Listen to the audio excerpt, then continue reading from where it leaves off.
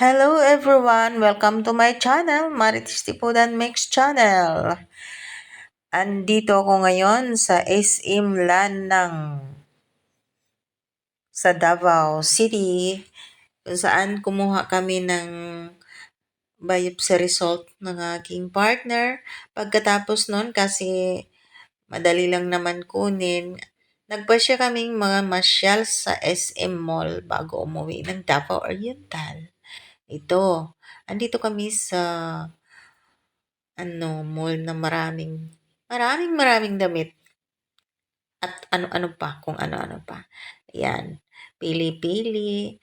Ito ang laging ginagawa namin pag nakapunta kami ng Davao kasi wala naman ito doon sa aming lugar. Kaya kahit wala kaming masyadong malaking pera, pero busog na kami sa mga magagandang tanawin ng mga item. Pero kapag may nagustuhan at kasya naman ang budget ng partner ko, ayan, nabibili naman. Pero karamihan naman kasi ng nagugustuhan hindi talaga mabibili kasi maganda nga tingnan pero sobra namang mahal. Ito naman tayo, sasakay naman tayo sa escalator kung saan takot na takot akong sumasakay nito guys. Ewan ko kung bakit. Umaatake talaga yung anxiety ko kapag andito na ako sa escalator. Hindi ko naman talaga sinasadya. Gustong-gusto ko naman talagang sumakay nito. Pero hindi ko talaga mapigilan. Biglang pagpapawisan ako. At nalalamig. Ayan. Binubuli-buli pa ako ng cameraman ko. Buti pa siya. Nabobolol. Buti pa siya, guys. Hindi talaga siya nanghawak-hawak. Ako, kailangan kong humawak. Kailangan may mahawakan akong bagay o makapitan. Kasi pinagpapawisan ako. Ang saya-saya ko pag tapos na, pag natapos na kaming, bumaba na kami, ayan. Pero guys, nagsimula na akong pagpawisan. Pag pumunta na kami sa second floor, third floor, gusto ko sa first floor lang talaga. Yan. Ang ganda. Ganda ng mga decoration. Advance Merry Christmas na to all of you. To all of us. Sana makatanggap tayo ng mga regalo ngayong December. Oh, sige. Konting picture lang. At hanap na naman. Ang ganda talaga dito guys. May mga sale. Tsaka, yun nga lang, yung sale. Excited ako magpunta. Kaso, 800, 700, less 50% na pala. Oh my God. Hindi naman talaga tayo mapera, lalo na ngayon. Panay ang punta ng hospital. Wala talagang pera. O ayan, bibili sana ako ng hose na may magandang, yung gripo, yung pandilig, gamitin pandilig ng mga bulaklak. Pero sabi ng partner ko, no budget for now. O di wala. So next time na lang. At least may guide na. Doon tayo. Dito tayo sa mga damit. Ganyan. Ang ganda-ganda. Ganda oh. Ang sisiksi. Naalala ko tuloy yung apo ko. Gustong-gusto kong bilhan. Pero next time na lang. Ayan. Kailangan kong busugin ang aking mga mata sa magandang tanawin dahil wala na ito doon guys sa amin. Inaantok ako. Ayan, may Sakala ko baril eh. Hindi pala. Pang-spray pala ng lamok. Baril talaga. So, punta na naman tayo doon sa iba. Maraming makikita dito. Sobrang dami. Yun nga lang, sobrang mahal. Sabi ko sa partner ko, sa susunod doon tayo sa mga cheap, doon tayo sa mga China. Kasi doon, mabibili natin lahat ng gusto natin kahit kunti lang yung pera natin. Kasi mumurahin doon. Diba? Yung partner ko, mahilig siyang pumasyal sa mga ganitong lugar. Saka dito kami maghihintay ng oras na pwede na kaming umuwi. kasi malamig, maliwalas. Doon kasi sa bahay, sa inaabutan namin bahay, okay din naman doon. Issue, wala pang tao doon kasi sa ganitong oras nagtatrabaho rin sila. Ayan, ang daming mga sandals, guys. Ang gaganda. Sabi ko, bibili talaga ako ngayon. Bibili ako ng sandal. Ay, naku guys. 1,300, 1,500. Ever since, nakabili lang ako ng mamahaling sandal nung graduation ng bunso ko, ang college. Yun. Ang sandal ko ay worth 800 pesos. Yun, my first time na nakasuot ng sandal na tag 800. Mostly, ang pinakataas na sandal ko is 300 or 250 pesos. Yun lang. Pero yung mga tag 1,000, parang hindi ko na kaya yun, guys. Lalo na ngayon. Inaantok pa ako kasi umaga pa ako ng voice over. Dito tayo sa iba. Ang ganda-ganda, oh. Yan, pili lang tayo ng pili. Sana may makuha tayong mga momurahin. Kaso wala. Ay, iba talaga pag andito ka sa mall, sa SM, sa Abriza, mga quality ang mga gamit, pero yun nga lang, mahal. Pero pag may pera, wala namang problema. Di ba? Kaso wala naman, hindi naman talaga sadya namin dito na mamili.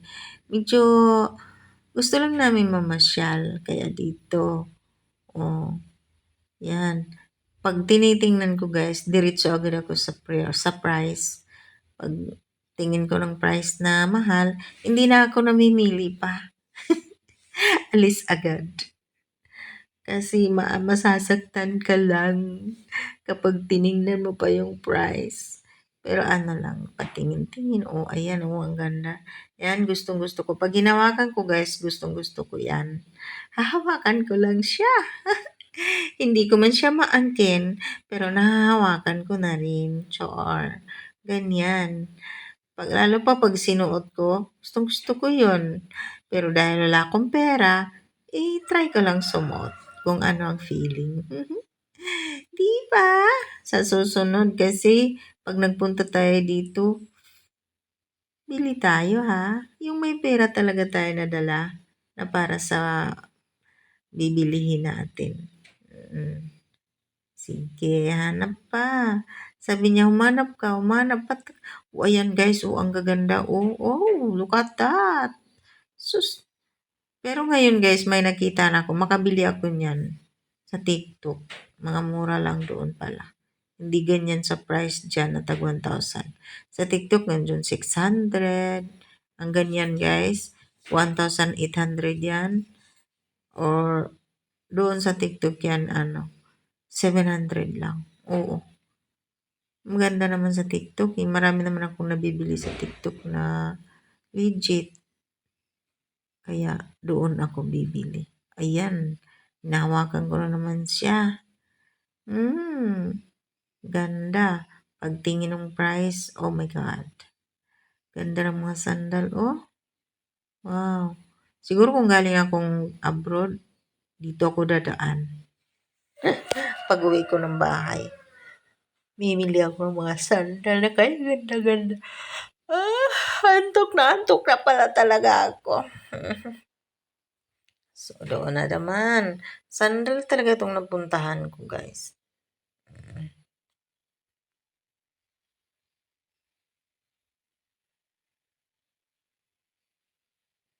Uy, parang may hinahanap ang mga mata. Parang may hinahanap ako dito na naaamoy ko. Uy. Ayan, sige, lakad ng lakad hanggang matapos ang iyong gustong puntahan. Ayan na, magsusuot na yata. Ako, gustong-gusto yan. Wow, gustong-gusto ko yun. Ganda. Wow, ganda. Yan ang mga type ng sandal ang gusto ko, guys. Yung slipper type. Slipper talaga yung like ko. Ayoko ng mga tinatali-tali. At saka, gusto ko yung parang slipper. Magandang tingnan sa paa ko. Kahit naka-heels yan, mataas ang takong. Basta slipper tight. Pero mayroon naman din gusto ko na hindi slipper tight. Hindi. Depende lang. Yan Oh, gustuhin ko man. Wala akong magawa. Hindi. Suot-suot na lang tayo.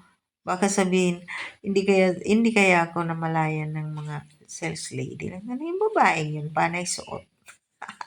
Sinong nakarelate dyan? Kung waga, sumusuot lang, testing yun pa wala talagang perang pambili. Ha!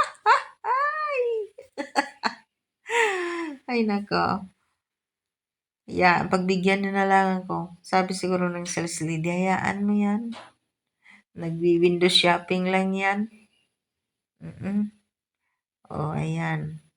Kala mo talaga bibili, no? Kala mo talaga. Tingnan mo. Susuotin na naman yan niya. May palibre-libreng suot pa dyan. Pero hindi naman pala bibili. Hala, inubos pagsuot. May plano yata maglakad.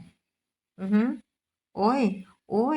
Naku, naglakad-lakad talaga. Gustong-gusto talaga niya yan, guys.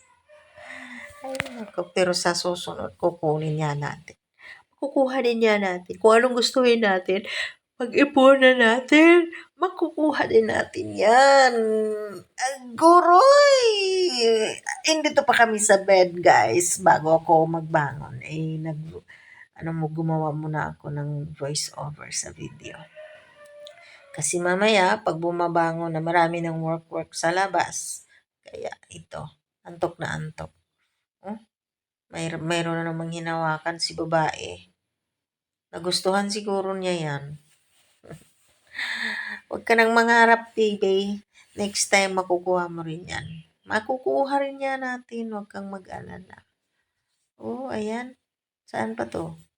Ay, huwag mo nang suotin yan. Uy! Ay, sinuot talaga.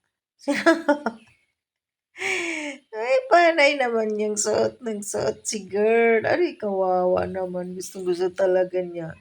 Panay sabi sa partner, ganda. Ganda talaga. Parang bata.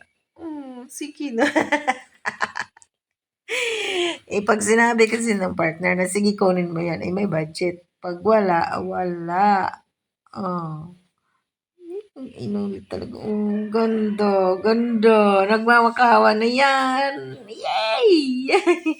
Pero hindi naman ako namimilit kasi alam ko naman na wala kaming budget for now, wala pa. Baka sa susunod. Iba kasi yan, pag may budget yan, siya kasi yung may pera na pinadala ng anak niya, kaya alam niya kung kaya, bibilhin niya yan. Pero binibilhan naman niya ako ng mga t-shirt, guys.